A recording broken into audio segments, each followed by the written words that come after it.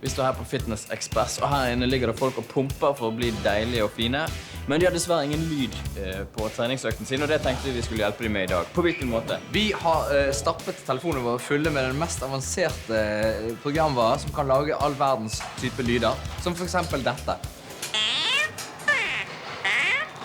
Og så har vi koblet telefonene til lydanlegget i hele treningssenteret.